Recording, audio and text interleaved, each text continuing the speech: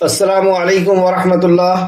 ان الحمد للہ نحمده ونستعینه ونستغفره ونعوذ باللہ من شرور انفسنا ومن سیئات اعمالنا من يهده الله فلا مضل له ومن يضلل فلا هادي له واشهد ان لا اله الا الله واشهد ان محمدا عبده ورسوله رب اشرح لي صدري ويسر لي امري واحلل عقدۃ من لسانی یفقہوا قولی رب زدنی علما رب زدنی علما رب زدنی علما آمین یا رب العالمین۔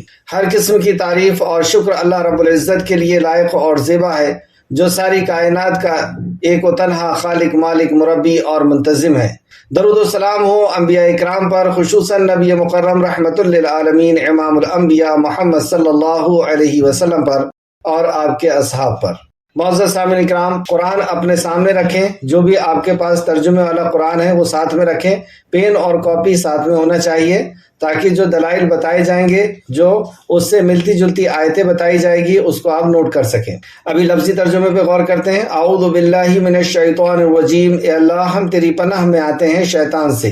اے اللہ تو ہمیں شیطان کے مکر و فریب سے بچا لے کہ وہ تیرے دین سے ہمیں دور کر دے، تیرے کلام سے ہمیں دور کر دے۔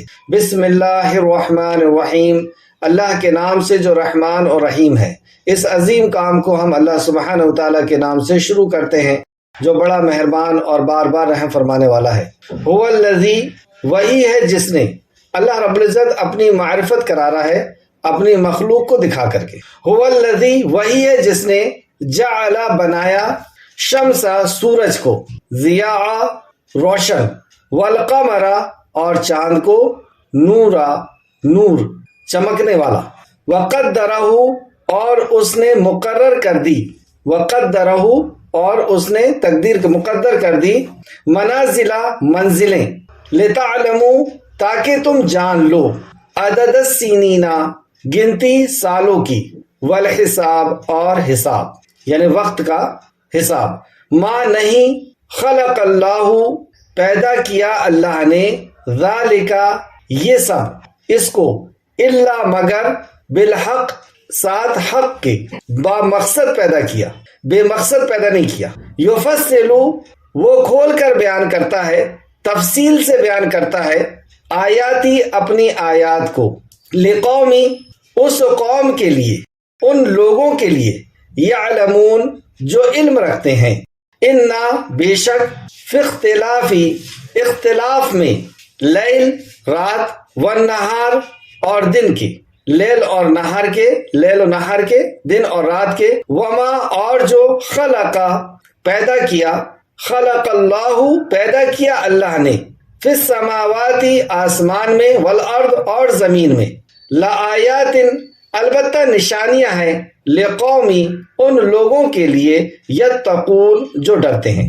ان الذین، بے شک وہ لوگ، لا یرجون، نہیں وہ امید رکھتے، لقاءنا، ہماری ملاقات کی، ورادوا، راضی ہو گئے، بالحیات الدنیا، زندگی میں دنیا کی، آخرت کا یقین نہیں رکھتے، اللہ کی ملاقات کا یقین نہیں رکھتے، اور دنیا کی زندگی میں راضی ہو گئے۔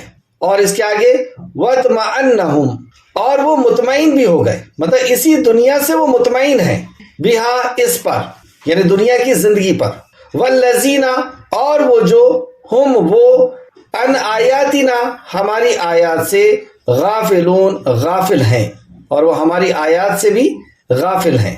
اولئک، یہی لوگ ہیں، ماواہم النار، ٹھکانہ ان کا آگ ہے، نار ہے، آگ ہے، بما، باوجہ اس کے جو، کانو تھے وہ، یکسبون، جو وہ کمائی کرتے، جو انہوں نے عمل کیا تھا اس کی وجہ سے انہیں آگ میں پہنچایا گیا۔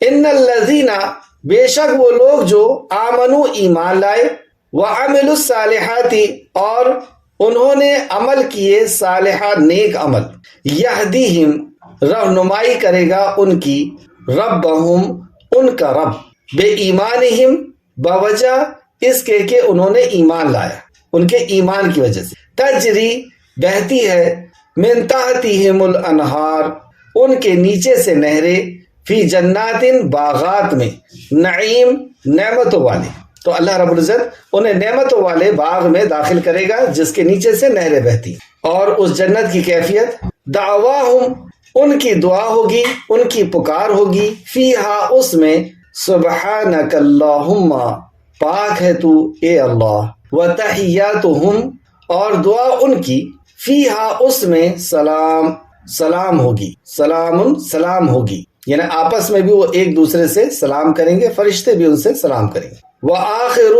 دعواہم، اور آخری پکار ان کی ہوگی، وَإِنِ الْحَمْدُ لِلَّهِ رَبِّ الْعَالَمِينَ، یہ کہ سب تعریف اللہ رب العالمین کے لیے ہے جو عالمین تمام جہانوں کا رب ہے۔ آیت تفسیر کی طرف، آیت نمبر 5 کل کی کلاس میں ہم نے پڑھا تھا آیت نمبر 1 کے اندر قرآن کے تعلق سے، اور قرآن حکمت والے رب کی حکمت سے بھری ہوئی کتاب ہے، حکیم ہے اللہ سبحانہ وتعالی، اور اس کی کتاب بھی حکمتوں سے بھری ہوئی ہے۔ آیت نمبر 2 میں رسالت کے تعلق سے ہم نے پڑھا تھا، اور رسالت کا مقصد کہ آپ لوگوں کو دعوت دینے کے لیے آئے تھے اللہ رب العزت کی وحدانیت کی اور آخرت کے بارے میں بتانے کے لیے، لیکن لوگوں کا طرز عمل کہ لوگوں نے آپ کو جادوگر کہا، لیکن نبی مکرم صلی اللہ علیہ وسلم نے اپنی صفائی یا اپنے مقام کو نہ بتا کر کے اللہ رب العزت کی معرفت کرائی، توحید کی دعوت دی۔ اور آیت نمبر 3 میں ایک عقیدے کا ازالہ ہوا جو برسوں سے چلا آ رہا ہے کہ فلاں دنیا میں ہماری ضرورت پوری کرتے ہیں اور آخرت میں بھی وہ ہمیں جنت میں لے جا لیں گے، سفارش کا عقیدہ۔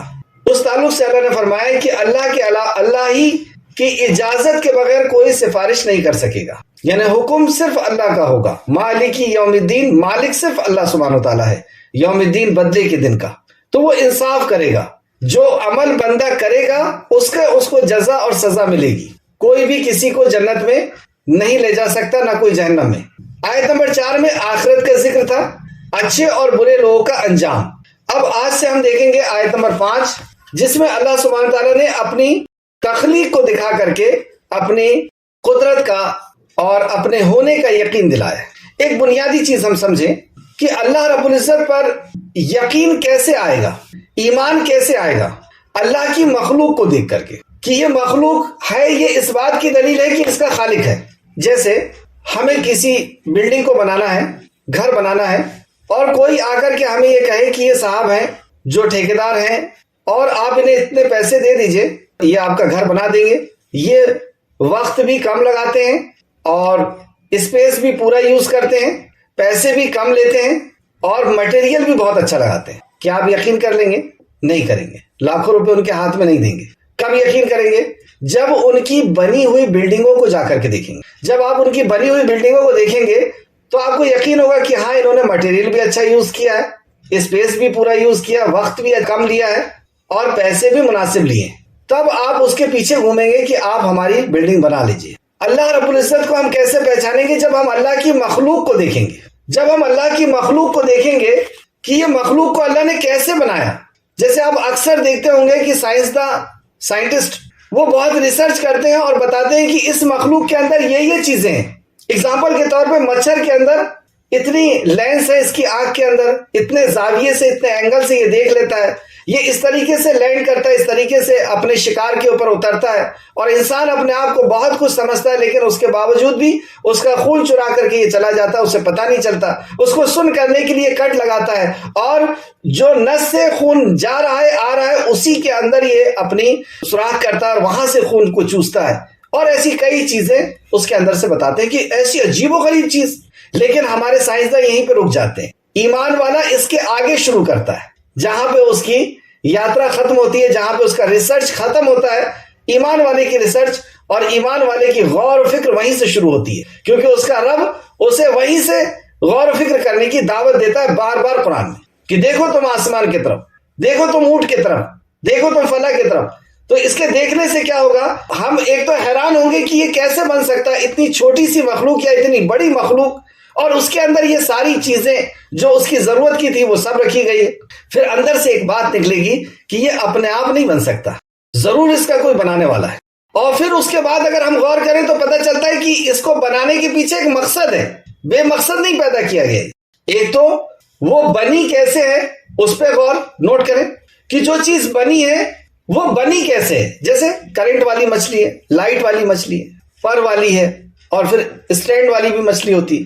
تو یہ بنی کیسے؟ پھر مقصد ہے، با مقصد پیدا کی گئی، زبردستی نہیں بنی. یہ اپنے آپ نہیں بن سکتی. تیسرا پوائنٹ، یہ اپنے آپ نہیں بن سکتی. پھر یہ بنی ہے تو اس کی حفاظت بھی کی جا رہی ہے اور اس کی ضرورتیں بھی پوری ہو رہی ہیں. اس کے بننے میں کوئی کمی نہیں ہے. یعنی جو اس کا بنانے والا ہے وہ کمپلیٹ علم کا مالک ہے. اب آپ کو اللہ رب العزت کی اسماء الحسنہ پر یقین ہونا شروع ہوگا. جیسے اللہ نے کہا ہے کہ اللہ علیم ہے، تو اس کی جب آپ مخلوق کو دیکھیں گے تو اس کے اندر کوئی کمی نظر نہیں آئے گی. کسی مخلوق کو اللہ رب العزت نے سال 2 سال بعد، 1 صدی 2 صدی بعد اس کو موڈیفائی نہیں کیا کہ پہلے گائے ایسی تھی، اب اس کے اندر یہ کمی تھی اور اس کو موڈیفائی کر کے پھر سے لے کے آیا نیا. ہمارے سائنسداں ایسا کرتے ہیں کیونکہ ان کا علم حقیر ہے، کم ہے. وہ ہر 2 سال بعد اپنے علم کو آگے بڑھاتے ہیں اور پھر اس میں ریسرچ کر کے پھر اس کو ٹھیک کرتے ہیں. لیکن اللہ رب العزت ایسا علیم ہے، ایسا علم والا ہے کہ اس نے کسی بھی مخلوق کو پھر سے نہیں بنایا، کمپلیٹ بنایا ایک ہی بار. پھر چیلنج کرتا ہے کہ میری بنائی ہوئی چیز میں کوئی نقص نکال کر کے دکھاؤ. دکھا سکتے ہیں ہم کوئی نقص؟ آج تک ہمارے جسم کے اوپر صدیوں سے ریسرچ چل رہی ہے، لیکن پورے جسم کے اندر کوئی ایک پارٹ کو، ایک آرگن کو بھی ہے سائنسداں نے یہ نہیں، ڈاکٹر یہ نہیں کہہ سکا کہ یہ زبردستی پیدا کیا گیا یہ آرگن، یہ نس زبردستی رکھی گئی ہے. اللہ اکبر. تو اس سے پتہ چلا کہ وہ علیم ہے. اب پتہ چلا، اب یقین ہوا کہ اس کا علم کمال ہے. پھر اس کی ضرورت کی ہر چیز اس کو دی گئی اور وہ اپنی پیدائش میں مطمئن بھی ہے. سبحان اللہ. خوش ہے. ہر جانور، ہر کیڑا، ہر مکوڑا، ہر اپنی پیدائش میں خوش ہے. کیا دلیل ہے اس بات کی کہ خوش ہے؟ وہ مرنا نہیں چاہتا. آپ مار کر کے دیکھیں، مرنا نہیں چاہتا. تو اسے جو نعمت ملی ہے اس نعمت کو وہ کھونا نہیں چاہتا، اپنے ہاتھ پہ توڑ دینا نہیں چاہتا. تو وہ نعمتوں سے خوش ہے اور اپنی زندگی سے خوش ہے. تو اس کو جس شکل میں چاہا پیدا کیا اور اس کو مطمئن کر دیا. جیسے ہم مطمئن ہیں اپنی پیدائش میں، جو میل ہے وہ اس میں مطمئن ہے، جو فیمیل ہے جو اس میں مطمئن ہے. اللہ اکبر. تو اس کی ضرورت کی ہر چیزیں بغیر اس کے دے دیا، اس کے مانگے. یعنی وہ رحمان ہے، وہ رحیم ہے، وہ کریم ہے، وہ غفور ہے. اس کو رزق دے رہا ہے.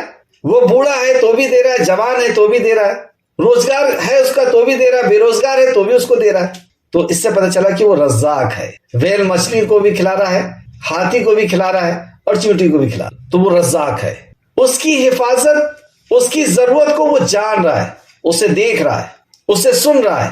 وہ سمیع، بصیر اور علیم ہے. جتنا غور کریں گے ایک مخلوق کو پکڑ کر کے، ایک تو اس کی بناوٹ چیخ چیخ کر کے کہے گی کہ اس کا کوئی بنانے والا ہے، اور پھر اللہ رب العزت کی اسماء الحسنہ پر ایک کے بعد ایک یقین آئے گا. چلیں یہاں دیکھیں، اللہ رب العزت نے اپنی کچھ مخلوق کا یہاں پہ ذکر کیا. وہی اللہ ہے جس نے سورج کو نہایت روشن بنایا، ضیاء، روشن بنایا. کس کو؟ شمس کو. والقمر، اور قمر کو یعنی چاند کو نور، نور بنایا. دونوں کے لیے الگ الگ لفظ استعمال ہوئے. دونوں روشنی دیتے ہیں لیکن دونوں کے لیے الگ الگ لفظ استعمال ہوئے. ہر جگہ سورج اور چاند کا جہاں پر بھی ذکر آتا ہے الگ الگ، کیونکہ یہ دونوں چیزیں بہت الگ ہیں. روشنی دونوں دے رہی ہے. ہمارا سائنس جیسے جیسے ریسرچ کر رہا ہے ان دونوں کی الگ الگ خوبیوں کو بیان کر رہا ہے کہ سورج کی اپنی روشنی ہے اور چاند اس کی روشنی کا ریفلیکشن ہے، اس کی خود کی روشنی نہیں ہے.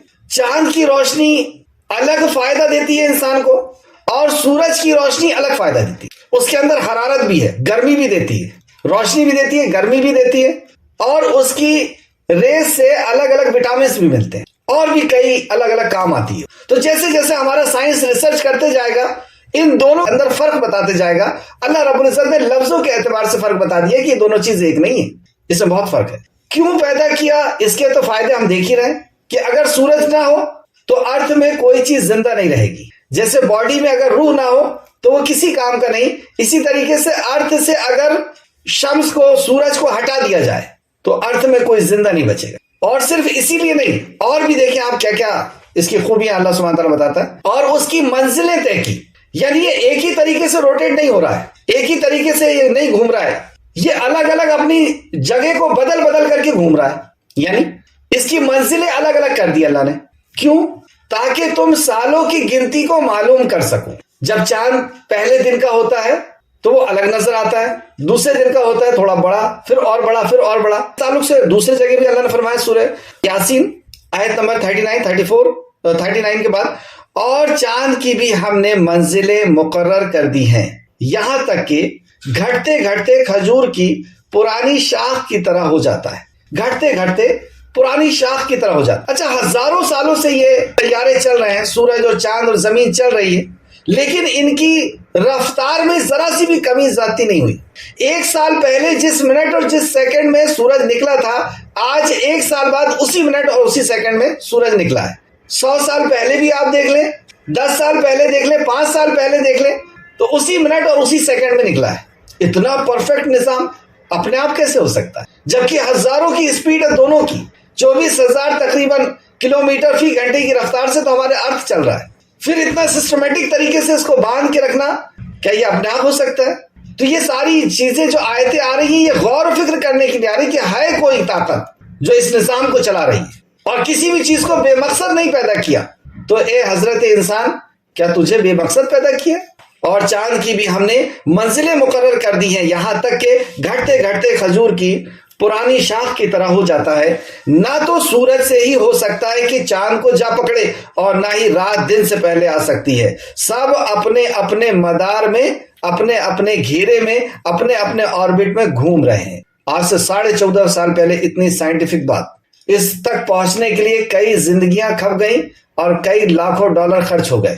اس کے بعد اتنی سی بات انہوں نے بتایا کہ اسپیس میں جتنی بھی چیزیں ہیں وہ ایک گھیرے میں تیر رہی ہیں، کوئی بھی چیز ٹھہری ہوئی نہیں ہے۔ اللہ رب العزت نے، یہ واقعی اللہ کا کلام ہے، جبھی تو اتنی گہری بات پتہ چل گئی۔ اور ایسی نہیں، قرآن کے اندر تقریباً 1000 آیتیں ایسی ہیں جو وہ باتیں بتاتی ہیں جو ہمارے سائنسداں ہزاروں اور سینکڑوں سال محنت کرنے کے بعد، کئی زندگیاں کھپنے کے بعد جو بتاتے ہیں، اللہ نے پہلی اس چیز کو خبر بتا دیا ہے۔ سورہ انعام آیت نمبر 96 میں اللہ فرماتا ہے، اور سورج اور چاند کو حساب بنایا، سورج اور چاند کو حساب بنایا۔ سورج سے دن کا حساب لگایا جاتا ہے، اور چاند سے بھی، اور اسی طریقے سے یہ وقت کا بھی حساب لگایا جاتا ہے۔ تو کئی چیزیں پتہ چلی کہ یہ ایک ہمارے سر کے اوپر ایک کیلنڈر کی شکل میں ہے، کہ اس کو دیکھ کر کے آج کون سی تاریخ ہے یہ پتہ چل جاتا ہے، اور اسی طریقے سے اس سے روشنی بھی حاصل ہوتی ہے، ہمارا آسمان خوبصورت بھی نظر آتا ہے، اس سے حرارت بھی ہم حاصل کرتے ہیں، اور بھی وٹامنس بھی حاصل ہوتے ہیں، اور بھی بہت ساری چیزیں۔ آگے اللہ فرماتا ہے، یہ سب کچھ اللہ نے حق کے ساتھ پیدا کیا، حق کے ساتھ پیدا کیا، یعنی مقصد کے ساتھ پیدا کیا، بے مقصد پیدا نہیں کیا۔ الٹپ کوئی بھی چیز پیدا نہیں ہوئی، ابس پیدا نہیں ہوئی، یعنی بے مقصد پیدا نہیں ہوئی۔ اس تعلق سے دوسری جگہ بھی اللہ فرماتا ہے، سورہ صاد آیت نمبر 27، اور ہم نے آسمان اور زمین کو اور جو کائنات ان میں ہے ان کو بیکار نہیں پیدا کیا، جو کائنات اس میں ہے اسے بیکار نہیں پیدا کیا، یہ ان کا گمان ہے جو کافر ہیں۔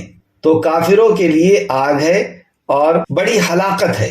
یہ کافروں کا گمان ہے کہ ہم پیدا ہوئے ہیں اور ایک دن آئے گا مر جائیں گے، وقت ہی ہمیں پیدا کرتا ہے اور وقت ہی ہمیں مار دیتا۔ لیکن مومن کا یہ یقین ہے کہ دنیا میں کوئی بھی چیز بے مقصد پیدا نہیں کی گئی، اور جو بھی چیز اپنے مقصد کو بھول جاتی ہے اللہ سبحانہ تعالیٰ اسے ختم کر دیتا ہے۔ جیسے پیڑ جب اپنے مقصد کو بھول جاتا ہے، سوکھ جاتا ہے، تو اس میں دمک لگتی ہے اور اسے ختم کر دیتی ہے، اسے آگ کے حوالے کر دیا جاتا ہے۔ تو ہمارا کیا مقصد ہے پیدا کرنے کا؟ اور اس پر بھی ریسرچ ہو چکی کہ چیٹی سے لے کر کے ہاتھی تک اور بلند آسمان تک اور گھاس کے تنکے سے، یہ سب چیزیں کسی نہ کسی وجہ سے پیدا کی گئی، اور گھوم پھر کر کے یہ ساری چیزیں انسان کے فائدے کے لیے پیدا کی گئی۔ تو پھر انسان کیوں پیدا کیا؟ یہاں آپ دیکھیں ایک ایک چیز کی پیدائش کا مقصد بتا رہا اللہ، کہ سورج کی پیدائش کا یہ مقصد ہے، چاند کی پیدائش کا یہ مقصد ہے، اور تم نے کیا سمجھ رکھا ہے کہ بس تمہیں بے فائدہ پیدا کیا گیا، تمہیں بے مقصد پیدا کیا گیا۔ سورہ مومنون آیت نمبر 115-116، کیا تم یہ خیال کرتے ہو کہ ہم نے تم کو بے فائدہ پیدا کیا ہے، اور یہ کہ تم ہمارے طرف لوٹ کر نہیں آؤ گے، اس اللہ کی طرف جو سچا بادشاہ ہے؟ کیا تم نے یہ خیال کر رکھا کہ تمہیں بے مقصد پیدا کیا؟ تو انسان کو تو بے چین ہو جانا چاہیے کہ میں پیدا کیوں کیا گیا ہوں، کیوں پہنچایا گیا ہوں اس ارتھ میں، کیا مقصد ہے میرا، اور پھر میں پہنچایا گیا ہوں اور پھر واپس بھی لیا جاتا ہوں۔ یعنی اس دنیا میں ایک وقت آتا ہے کہ میں اس دنیا کو چھوڑ کر کے چلا جاتا ہوں، تو میں کہاں جانے والا ہوں، اس کے بعد کیا ہونا ہے، اس چیز پر غور و فکر کروائی گئی۔ آگے اللہ فرماتا ہے، یہ سب کچھ اللہ نے حق کے ساتھ پیدا کیا، یعنی مقصد کے ساتھ پیدا کیا۔ وہ اپنی آیتیں تفصیل سے ان لوگوں کے لیے بیان کرتا ہے جو جانتے ہیں، جو علم رکھتے ہیں اللہ رب العزت ان کے لیے تفصیل سے بیان کرتا ہے۔ آیتوں سے مراد یہاں پر ہے دلیل اور برہان، تفسیر ابن کثیر، یہاں آیتوں سے مراد دلیل اور برہان، تو وہ اپنی آیتیں یعنی دلیل اور برہان کے ساتھ لوگوں کے لیے بیان کرتا ہے جو عقل رکھتے ہیں، جو علم رکھتے ہیں۔ پھر ایک اور نشانی اللہ رب العزت بتا رہا ہے، بے شک رات اور دن کے بدل بدل کر آنے جانے میں اور جو کچھ اللہ نے آسمان اور زمین میں پیدا کیا ہے ان میں بھی البتہ نشانیاں ہیں ان لوگوں کے لیے جو ڈرتے ہیں، یتقون، جو تقوی اختیار کرتے ہیں۔ تو جو تقوی اختیار کرتے ہیں وہ اللہ رب العزت کی ہر مخلوق پہ رک کر کے اور اس پہ غور و فکر کرتے ہیں، اللہ کی نشانیوں کو دیکھ کر کے۔ اور جب دیکھیں آپ جس مخلوق کے اوپر آپ غور و فکر کریں گے تو آپ کا ایمان کے اندر حرارت پیدا ہوگی، ایمان بڑھے گا کہ واقعی اللہ سبحانہ تعالیٰ نے اسے بنایا ہے، اپنے آپ نہیں بنائی ہے، اور اس کا بنانے والا اس کے اندر یہ خوبی ہے۔ اس مخلوق کو دیکھ کر کے پتا چلے گا کہ اس کے اندر یہ خوبی کہ وہ علم والا ہے، وہ جاننے والا ہے، وہ رازق ہے، وہ رحمان ہے۔ اس مخلوق کو دیکھتے جائیں گے اور ان صفات پر یقین آتے جائے گا۔ اور یہ سب سے بڑا علم ہے، علموں میں سب سے بڑا علم اللہ سبحانہ و تعالیٰ کا جاننا، یعنی اللہ کی اسماء الحسنہ کا جاننا۔ تو یہاں فرمایا اللہ نے، اور جو کچھ اللہ نے آسمانوں اور زمین میں پیدا کیا ہے اس میں بھی البتہ نشانیاں ہیں ان لوگوں کے لیے جو ڈرتے ہیں۔ تو ان نشانیوں پر بھی ہم کو غور کرنا چاہیے۔ یہاں پر سورہ یوسف آیت نمبر 105 میں ہم دیکھتے ہیں، اور آسمان اور زمین میں کتنی ہی زیادہ نشانیاں ہیں جن پر سے وہ گزرتے ہیں حالانکہ وہ اس سے بے دھیان ہوتے ہیں، یعنی اللہ رب العزت نے شکوہ کیا ہے کہ کتنی ساری نشانیاں اللہ رب العزت، جہاں تمہاری آنکھ جاتی ہے وہیں پر تم کو اللہ رب العزت کی نشانی نظر آ رہی، اللہ کے ہونے کا یقین، اس مخلوق کو غور کر کے اللہ کے ہونے کا یقین پیدا کر سکتے، لیکن تم لوگ بے دھیان ہو کر کے وہاں سے نکل جاتے۔ اتنے بڑے بڑے معجزے تمہیں نظر نہیں آ رہے کہ بغیر کسی بیم اور کالم کے اتنے بڑے آسمان کو اس نے کھڑا کر دیا، سورج اور چاند اور زمین اور ہر چیز تیر رہے ہیں ایک فکس نظام کے تحت، اور بھی ایسی کئی مخلوق، اور ہماری خود زندگی کہ ہم سو کس طریقے سے رہے ہیں، پھر اٹھتے کیسے ہیں، اور سونے کے بعد ہم دیکھ کیسے لیتے ہیں خواب کو، جبکہ اندھیرا رہتا ہے، آنکھ بھی بند رہتی ہے، دماغ ہمارا بھی آرام کر رہا ہے لیکن اس کے بعد بھی وہ اسٹور بھی کر لے رہا ہے رات میں جو چیز دیکھ رہے ہیں۔ آنکھ بند ہے، دکھ کیسے رہا ہے، سن کیسے رہے، سمجھ کیسے رہے، اور پھر وہ یاد بھی رہ رہا ہے، صبح ہم پورا بتا دے رہے ہیں خواب یہ دکھا تھا۔ ایسی کئی نشانیاں ہمارے آس پاس گزر رہی ہیں لیکن ہم اس پہ کچھ دھیان نہیں دے رہے ہیں، بس دنیا کی ایسی ہوڑ لگی ہوئی ہے اور دنیا کے کاموں میں اتنا مشغول ہو گئے ہیں کہ آخرت یا اللہ رب العزت کچھ نظر نہیں آتا۔ اور نظر کب آئے گا؟ جب موت کا فرشتہ آئے گا کہ ہو چکی ہے اب خوب دنیا داری۔ چلیں آپ سورہ یونس آیت نمبر 101 میں اللہ فرماتا ہے، کہہ دیجئے کہ دیکھو تو آسمان اور زمین میں کیا کیا کچھ ہے۔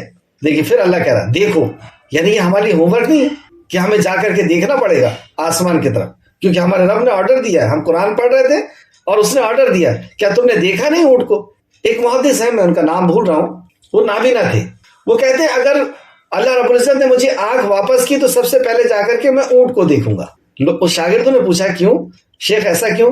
تو کہا کہ اللہ رب العزت نے کیا نہیں کہا ہے کہ کیا تو نے دیکھا نہیں اونٹ کو؟ اللہ کہہ رہا ہے نا دیکھ اونٹ کو، اور جب واقعی ہم اونٹ کو دیکھتے ہیں عقل حیران ہو جاتی ہے کہ کیسی مخلوق اللہ سبحانہ تعالیٰ نے بنا دی، عجیب و غریب مخلوق، ہر چیز اس کی نرالی ہے۔ آیت واپس آئیں، آیت نمبر 101، کہہ دیجئے کہ دیکھو تو آسمان اور زمین میں کیا کیا کچھ ہے، مگر جو لوگ ایمان نہیں رکھتے نشانیاں اور ڈراؤ ان کے کچھ کام نہیں آتا۔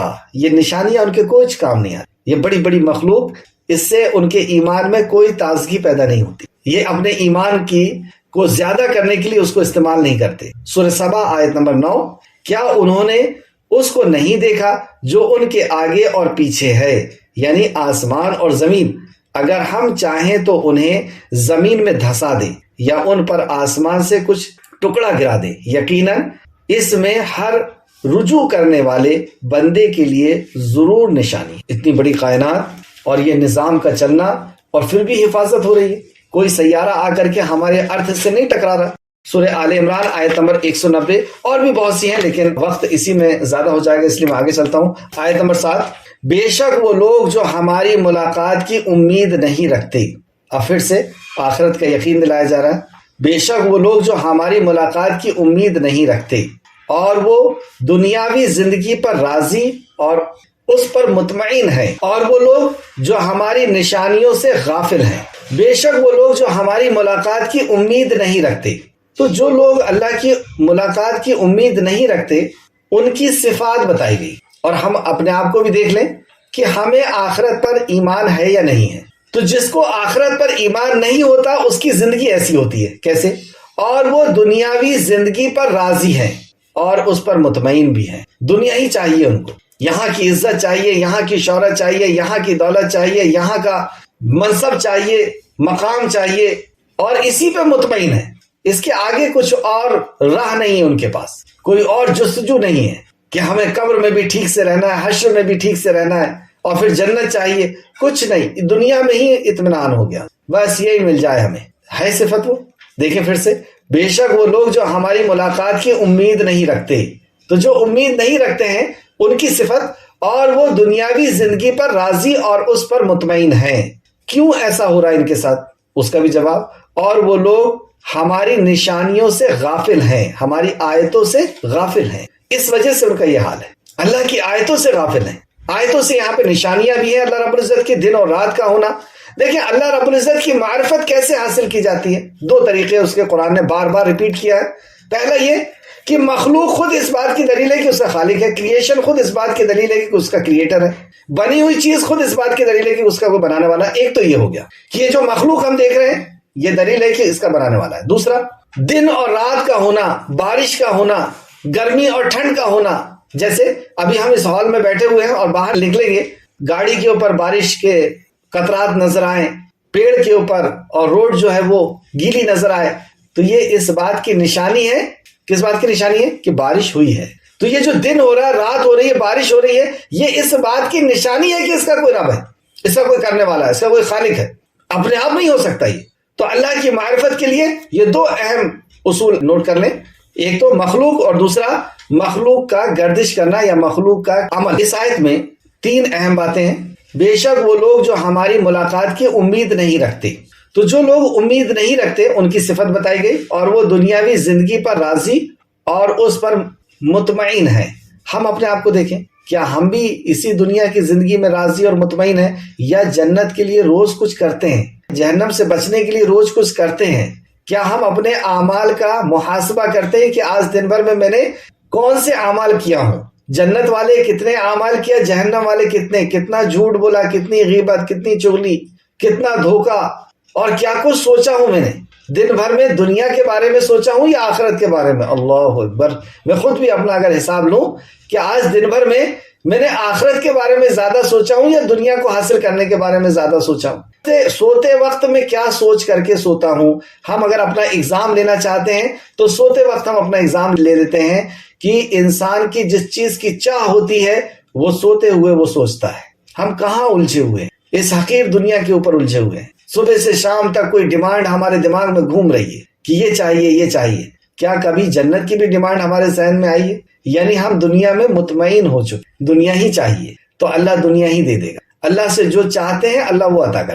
دنیا چاہیں گے، دنیا کی عزت چاہیں گے، دولت چاہیں گے، اللہ دنیا دے دے گا۔ لیکن جو بندہ آخرت چاہتا ہے اللہ رب العزت اس کو دنیا بھی دیتا ہے اور آخرت بھی دیتا ہے۔ ایسا نہیں ہے کہ ہم کو دنیا نہیں چاہنا ہے، دنیا بھی مانگنا ہے، آخرت بھی مانگنا ہے۔ اور وہ لوگ جو ہماری نشانیوں سے غافل ہیں، وجہ یہ ہے اصل میں کہ ہم اللہ کی آیتوں سے غافل ہیں۔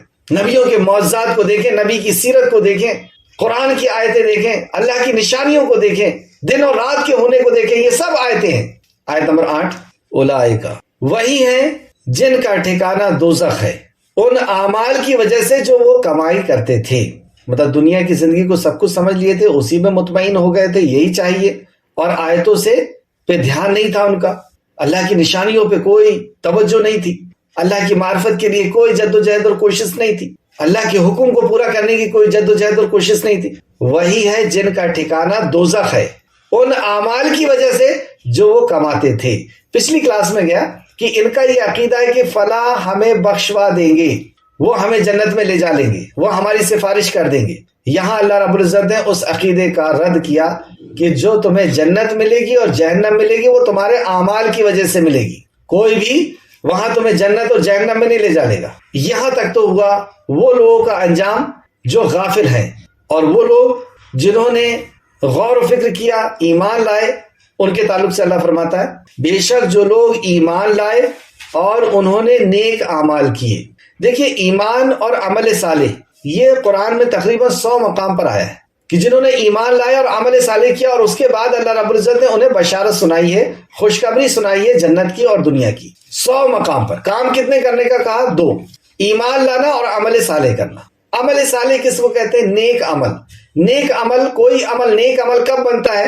جب اس کے اندر 3 شرائط ہو۔ ایمان کی موجودگی میں، اخلاص کے ساتھ کیا گیا یعنی اللہ کی رضا کے لیے کیا گیا عمل، اور تیسرا نبی کریم صلی اللہ علیہ وسلم کی سنت کے مطابق کیا گیا، اللہ کے اور اللہ کے نبی کے حکم کے مطابق کیا گیا۔ اپنی مرضی نہیں چلے گی، اللہ کے حکم کے، اللہ کے نبی کے حکم کے مطابق، سنت کے مطابق کیا گیا عمل ہو، وہ عمل عمل صالح بنے گا۔ تو ایمان کی موجودگی میں کہ اللہ کی وحدانیت پر ایمان ہے، آخرت پر ایمان ہے، نبی پر ایمان ہے، اور ایمان کی جو بھی بیسک چیزیں ہیں یعنی اللہ کے کلام پر ایمان، نبی کے فرمان پر ایمان۔ عقیدہ، ہر وہ بات جو قرآن و حدیث کے ذریعے بتائی گئی اس پر یقین کرنا عقیدہ ہے، اور اسی کو ایمان کہتے ہیں۔ اور ایمان کی بنیاد بیس 6 چیزوں پر ہے جو آپ جانتے ہیں۔ تو بے شک جو لوگ ایمان لائے اور انہوں نے نیک عمل بھی کیا، اور ایمان کے اندر نیک عمل شامل ہوتا ہے، ان کا رب ان کے ایمان کی وجہ سے انہیں جنتوں کے باغات کا راہ دکھائے گا جن کے نیچے نہریں بہتی ہوں گی۔ ایسی جنت میں اللہ سبحانہ وتعالیٰ داخل فرمانے والا ہے جس کے نیچے نہریں بہتی ہوں گی، اور یہ نعمتوں کے باغات ہیں۔ مطلب وہاں پہ ہر وہ چیز، نبی مکرم صلی اللہ علیہ وسلم نے فرمایا کہ نہ کسی آنکھ نے دیکھا، نہ کسی دماغ نے تصور کیا، وہ نعمتیں اللہ سبحانہ وتعالیٰ وہاں عطا فرمانے والا۔ اس دنیا ہی کی نعمت پہ ہم حیران و پریشان ہیں کہ اس قدر نعمتیں دی، اور اس نعمتوں کو زیادہ حاصل کرنے کے لیے اس کوشش میں لگے رہتے ہیں کہ عمر رک جائے، بڑھاپا نہ آئے، کچھ اور حاصل کر لیں، کچھ اور حاصل کر لیں۔ تو وہی رب جس نے اس دنیا کی اس نعمتوں کو عطا کیا ہے، وہی رب وعدہ کر رہا ہے کہ میں اس سے اب زیادہ دینے والا ہوں، اور ایسے نعمتوں کے باغ دینے والا ہوں۔ اور اس جنت کی کیفیت کیسی ہوگی؟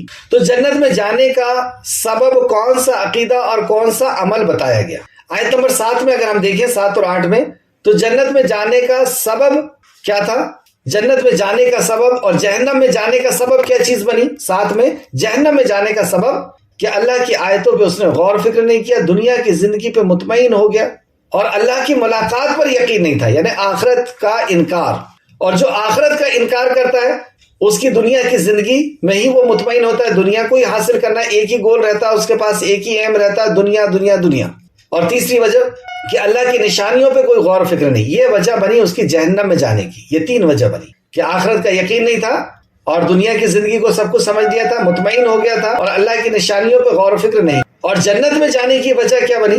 کہ اس نے ایمان لے کر کے آیا اور عمل صالح کیا، نیک عمل کیا، تو اللہ رب العزت نے اسے ایسی جنت عطا فرمائی، ایسی نعمتیں عطا فرمائی جنت میں، نہ کسی آنکھ نے دیکھا، نہ کسی دل نے اس کا گمان کیا۔ اور وہاں پر رہائش کس طرح ہوگی جنت میں؟ طرز عمل ان کا کیا ہوگا؟ دعواہم فیہا سبحانک اللہم، ان کی ندا ہوگی، ان کی پکار ہوگی، اے اللہ تو پاک ہے۔ تو دعا کا لفظ تو مانگنے کے لیے آتا ہے، پکارنے کے لیے آتا ہے، یعنی کوئی ڈیمانڈ ہے ان کی جنت میں، کچھ چاہیے ان کو جنت میں، تو وہ جو چاہیے اس کو بریک کر کے کہا جا رہا ہے سبحانک اللہم۔ یعنی کیا نہیں لگ رہا ایسا کہ بغیر مانگے ان کو مل گیا، اور ان کی زبان سے صرف ایک ہی بات نکلی، سبحان اللہ۔ نہ ان کی زبان سے وہاں پہ نکل رہا ہے کہ فلاں نعمت دے دے، فلاں نعمت دے دے، فلاں نعمت دے دے۔ جب اللہ رب العزت پوچھے گا کیا مل گیا، تو کیا کہے گا من جنتی کہ اللہ جو نہیں سوچا تھا، جو نہیں جانا تھا، جو نہیں مانگا تھا، وہ سب کچھ مل گیا، اب کیا چاہیے ہم کو؟ پھر اللہ اعلان کرے گا کہ اب تمہیں جنت سے کبھی نہیں نکالا جائے گا، اور اللہ تم سے راضی ہو گیا، اب کبھی ناراض نہیں ہوگا۔ بہت بڑا اعلان تھا یہ دونوں۔ پھر اسی طریقے سے اللہ ندا لگائے گا کہ کیا کچھ اور بھی چاہیے؟ اللہ کچھ نہیں چاہیے، اتنی نعمتیں دے دے گا اللہ کی، اصل نعمت کو بھول جائے گا بندہ، اصل نعمت کو بندہ بھول جائے گا، اس قدر نعمتیں اللہ دے دے گا۔ پھر اللہ بتائے گا نہیں ابھی باقی ہے، پھر اللہ سبحانہ تعالیٰ اپنا دیدار کرائے گا، اور جب تک اللہ کا دیدار ہوتا رہے گا جنت کی ساری نعمت کو بندہ بھول جائے گا۔ جب تک دیدار ہوتا رہے گا اس دیدار میں ایسا کھو جائے گا وہ کہ دنیا جنت کی ساری نعمت بھول جائے گا۔ ایسی نعمت، ایسی جنت اللہ رب العزت سارے انبیاء کے ذریعے سے ہم سے وعدہ کر، جس رب نے ہمیں حقیر قطرے سے اور یہ اتنا پیارا تراش کر کے ہمیں اس دنیا میں کی نعمتیں عطا فرما دی، وہی رب ہمیں کہہ رہا ہے کہ میں تم سے پھر سے بنا کر کے اور یہ ساری نعمتیں دینا. تو کیا کہے گا؟ وہ ندا تو ہوگی اس کی، لیکن ندا کیا ہوگی؟ سبحانک اللہم، یا اللہ تو پاک ہے. اور ان کا آپس میں گفتگو، فرشتوں کی گفتگو یا آپس میں ان کی گفتگو کیا ہوگی؟ اور اس میں ان کی دعا ہوگی سلام، ان کی دعا ہوگی سلام. اس تعلق سے قرآن میں اور بھی کئی مقام پر ہے، چند مقام میں آپ کو بتا دوں. سورہ احزاب آیت نمبر 44، جس روز وہ اس میں ملیں گے، مطلب جنتی ایک دوسرے سے جب ملیں گے تو ان کا تحفہ اللہ کی طرف سے سلام ہوگا، یعنی آپس میں ایک دوسرے کو وہ سلام کریں گے. اس طریقے سے سورہ واقعہ آیت نمبر 25 اور 26، وہاں نہ بیہودہ بات سنیں گے اور نہ گالی گلوچ، ہاں ان کا کلام سلام اور سلام ہوگا. دیکھیں جنت میں اللہ رب العزت نے ہر چیزیں بتائی ہے کہ وہاں پہ آپ کے پڑوسی کیسے ہوں گے، آپ کے دوست احباب کیسے ہوں گے. پھر وہاں پہ بدتمیز باتیں بھی نہیں سنیں گے، گالی گلوچ نہیں سنیں گے، اور ایسی ہر وہ چیز جو انسان کو پسند ہے وہ ساری. سورہ یاسین آیت نمبر 58، پروردگار مہربان کے طرف سے سلام ہوگا، پروردگار مہربان کی طرف سے سلام قولا من رب الرحیم، سلام قولا من رب الرحیم. اللہ اکبر، اللہ کی طرف سے سلام ہوگا، یعنی اللہ کی طرف سے سلامتی اور رحمتیں نازل کی جائیں گی. سورہ رعد آیت نمبر 23 اور 24، اور فرشتے ہر دروازے سے ان کے پاس آئیں گے اور کہیں گے تم پر سلام ہو، سلام. یہ ہے وہ جنت، اور جہاں پر فرشتے بھی ان کا استقبال کریں گے. ان الحمد للہ رب العالمین. اور تیسرا اس کا قول کیا ہوگا؟ اور ان کی آخری بات یہ ہوگی کہ تمام تعریف اللہ رب العالمین کے لیے. تمام تعریف، حمد دو معنوں میں استعمال ہوتا ہے، تعریف اور شکر، کہ تعریف بھی اور شکر بھی للہ ہی، اللہ ہی کے لیے. کون؟ اللہ جو رب ہے. رب کا کیا میننگ ہے؟ خالق، مالک، مدبر، کہ پیدا بھی اسی نے کیا، ملکیت بھی اسی کی ہے، کسی اور کی ملکیت میں نہیں دیا، اور مدبر، پلانر بھی وہی ہے. کس کا؟ صرف میرا. عالمین، عین لام میم اس کا روٹ ہے، یہ اس کا علم سے بنا. علم یعنی علم بردار ہم کہتے ہیں نا، علم یعنی جھنڈا، فلیگ، یہ دیش کی پہچان ہوتی ہے، اور عالم یہ اللہ سبحانہ تعالیٰ کی پہچان. اور ایک اور سائنٹیفک بات، عالمین کہا کہ ایک عالم نہیں ہے، بہت زیادہ عالم ہے، 3 سے زیادہ کے لیے عالمین کہا جاتا ہے. تو وہ سارے عالمین کا رب اللہ سبحانہ تعالیٰ ہے، ان کو پیدا بھی کیا، ان کی حفاظت بھی کرتا ہے، ضرورت بھی پوری کرتا ہے، مالک بھی ان کا ہے، اور مدبر بھی ان کا ہے، پلانر بھی ان کا ہے.